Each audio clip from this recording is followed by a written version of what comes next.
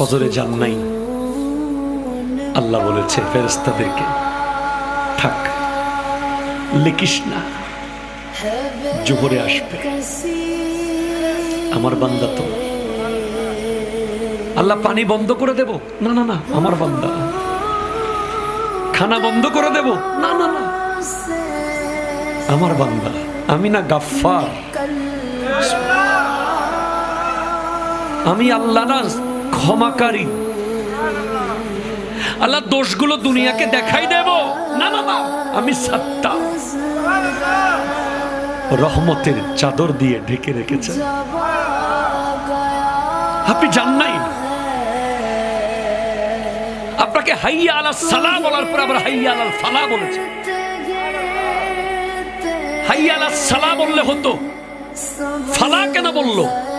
আরে তোর লাভের জন্য আয়।